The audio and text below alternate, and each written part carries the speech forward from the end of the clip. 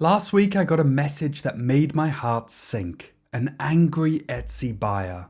But by the next day, they were planning their next purchase for my shop. Here's how I made that happen. I've been selling on Etsy for over 3 years now, and in that time I've learned a lot about how to turn customers' frowns upside down. So today I'm going to tell you about the 5-part framework that I use every time a customer has a problem. A strategy that has worked time and time again to turn unhappy customers into fans who can't wait to come back to my Etsy shop. Plus, I'll show you some real customer complaints that I've received and how I responded to them. I'm Daniel, and besides running my Etsy shop, I've also been working full-time at some well-known brands. It's at these companies that I learned the art of customer service. Think of customer service as the heartbeat of your Etsy shop. Great customer service turns people who buy from you once into loyal fans that keep on wanting to come back for more. Picture creating an experience so good that customers just can't wait to return. Also, your Etsy shop stands out if you're well known for being really good to your customers. When buyers are happy, they leave great reviews, and the Etsy algorithm likes good reviews. But the problem with customer service is that customers can be difficult. You know, they might ask for something that might seem silly, or their expectations might just be too high. But whether we think an ask is too silly or too much really depends on where we're coming from. As Etsy sellers, we know a lot about what we do, but our customers don't have that same background and knowledge. That's why it's super important to try and put yourself in their shoes and understand things from their perspective. For instance, I once had a tiny mark on my brand new MacBook and it really bugged me. So I took it to Apple to see if there was something they could do about it. Now, the person helping me at Apple could have thought that my issue was minor and was probably sighing at me on the inside. But to me, as the customer, this meant a lot. And that's how it is with your Etsy customers too. What's important to them may seem small and minute to us, but it's big to them. So what did the Apple employee do? Did you tell me to go away? It wasn't a big deal? No. Instead, she went above and beyond to help me. Not only offering to replace the laptop, but also giving me other services at a discount as an apology. I was always a fan of Apple, but I'll be honest, getting my MacBook with that mark really upset me. But after receiving all of that fantastic customer service, I was really impressed. And now I love Apple even more. This is a perfect example of what's known as the service recovery paradox. Daniel, what the heck is that? It's basically the idea that a customer thinks more highly of a company after that company has corrected a problem with their product, compared to how they would regard the company if a non-faulty service had been provided. Does that sound complicated? It is. Just kidding. It's really not. Let's take a look at this graph to understand what I actually mean by this. See the point where the line dips? That's where something's gone a bit wrong, and a customer isn't happy. We call that service failure. Now the magic happens with how we respond to that dip. If we sort out their problem in a really impressive way, look at what happens to the line. It shoots up higher than it was before the problem. Now this jump is what we call service recovery. And what this jump means is that that customer is now even more loyal to that brand than they were before the problem actually arose. And it's strange, but kind of true. Solving a problem really well can actually make people think more highly of you than if there were no problem at all. And this same principle goes for us as Etsy sellers as well. When a problem pops up, it's our chance to really show what we're made of. And we can do this by dealing with issues in a way that's quick, thoughtful, and more generous than expected. Okay, great, but how can we provide this amazing customer service? I've created something I call the CARES framework, which includes the 5 essential steps that you need to get absolutely right. Now, before we dive into this, if you feel like you're learning something so far, I would love it if you could like this video below to support me going forward. And if you'd like to, I would love it if you'd subscribe to my channel. I post weekly videos about Etsy and business strategies and would love to have you along for the ride. And as a bit of fun on the side, Let us know in the comments below what is the weirdest customer complaint or request you've ever received. I'm looking forward to some crazy ones. So you're in the middle of creating one of your beautiful designs, and just as you're finishing up, a Etsy message pops up. It's from a customer and they're not happy.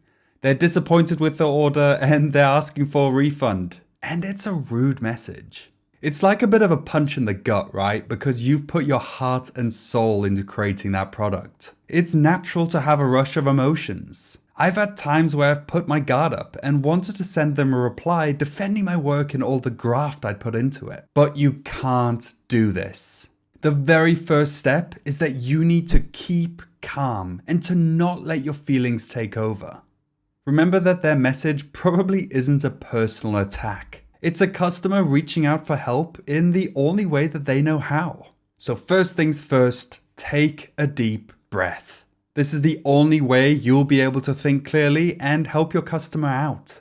And have you ever chatted with a friend and felt like that they're hearing you but not really listening? You're telling them something important and they're just kind of nodding along, waiting for their turn to talk. It's frustrating, right? Makes you feel a bit ignored. Now that's the last thing that we want our customers to feel. When a customer comes to us with a problem, it's not just about the words they're typing. It's about the feelings and the emotions behind those words. They're obviously reaching out for help, not just a bland response. So that's where active listening and acknowledging comes in. You really need to tune in to what they're actually saying and really show them that you're there to listen and to help solve their problem. So how can we do this? Well, first off, read the room. Read their messages carefully. Try to feel the emotion behind it.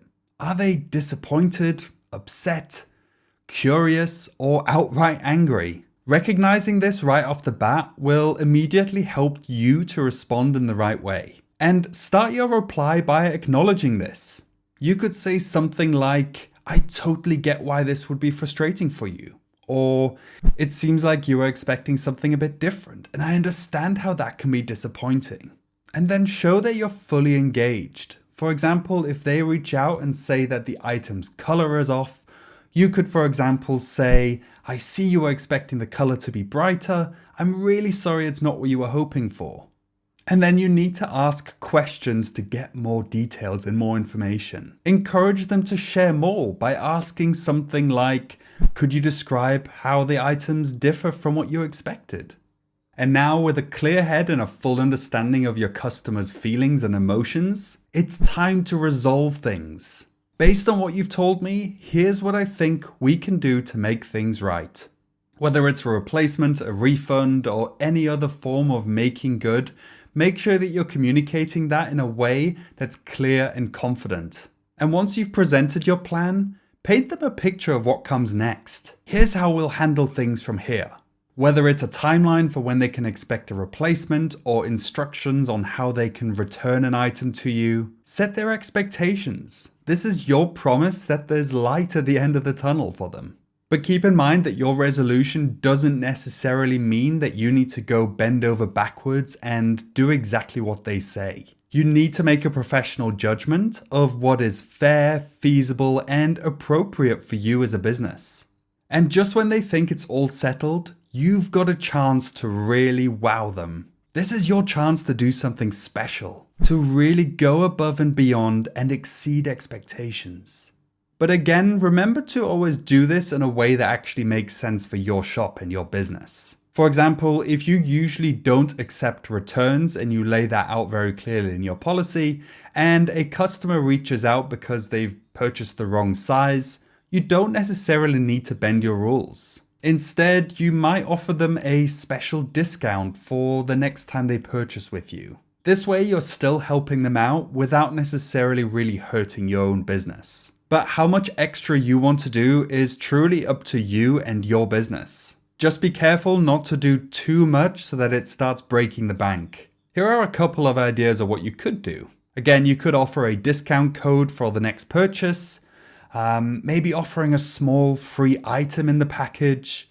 You could also add a personalized apology note or handwritten card. You could give a refund if it really makes sense and you're okay with it. Or you could also offer to provide upgraded shipping for free.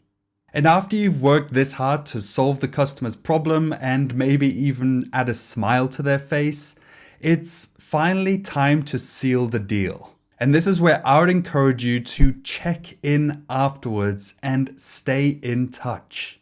I think this shows your customers that you don't only care about making things right, you truly care about how they feel after the solution has been provided. It's about making sure that they're truly satisfied with how everything was handled. So what can we do? Well, a week or so after you've resolved the issue, why don't you reach out to them with a quick note? You could say something like, "Hi there, I just wanted to check in and make sure you're happy with the resolution to your issue. Is there anything else I can do for you?" And then let them know that you're here for them if they need anything else. If you have any more questions or there's anything else you need, please don't hesitate to reach out.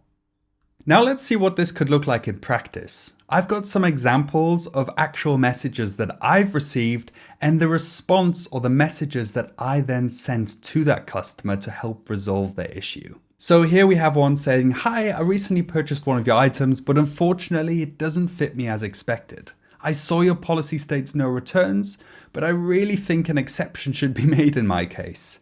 Let me know how I can return it to get my refund." Okay, fair enough. This is actually a pretty common complaint or message that I get from customers. And this is how he responded. "Hi there. First off, thanks a ton for getting in touch about your order. I'm sorry to hear the fit wasn't right. I know how much of a letdown that can be. Now I do have a no return policy across my shop, as per my store policies. But I hear you loud and clear. You were hoping for something that fit perfectly, and it didn't turn out that way. Even though we normally don't do returns on sizing, your happiness is super important to me. So I'd love to offer you a discount code for 20% off your next buy. It's my little way of saying sorry for any trouble this caused. And also, if you're interested in buying something else, I'm right here to help with any sizing questions you've got. We can make sure your next pick is just right. I'm sorry if this is not the outcome you were hoping for, but would love to help you out as much as I can. Once you've had a chance to think about it, let's chat about what you'd like to do next." So you can see here from this example, I stuck to my guns and didn't necessarily bend my shop policies, but I communicated this very, very clearly to them and also did provide them a discount as well as the offer to help them with any kind of sizing questions they may have. "Hey, so your tracking says my package arrived, but guess what? No package. I've looked everywhere and nothing. This was supposed to be for my sister's birthday. Really not cool. What's going on?" Classic. Packages not arriving is also something that customers reach out to me with sometimes. So this is how I responded to this customer. "Hi, Billy. Thanks for reaching out.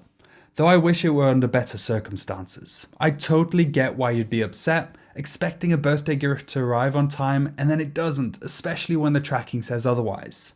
Let's get to the bottom of this. I checked your order and see it marked as delivered on Tuesday. I understand this is frustrating and it's the last thing we want for your sister's birthday. Rest assured we're going to tackle this issue together.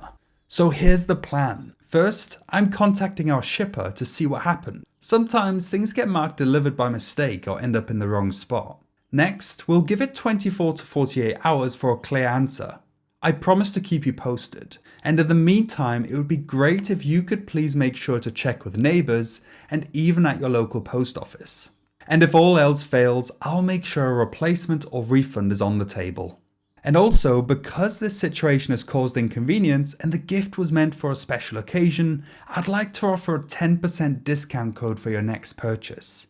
It's my way of saying sorry for this snag and hoping your sister's day can still be special. I'll be getting back to you shortly, but if there's anything else you need or questions you have, I'm here for you.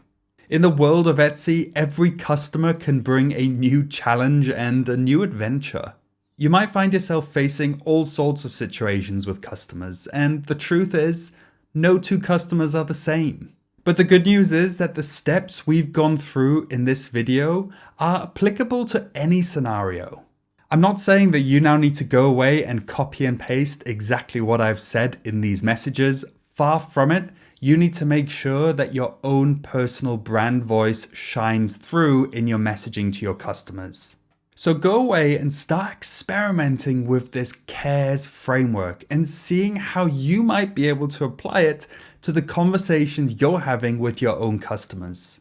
Speaking of branding, if you'd like to learn a lot more about how to create your very own Etsy brand, then go and check out this exclusive workshop next, where we'll talk about everything you need to know about creating your very own Etsy brand from scratch.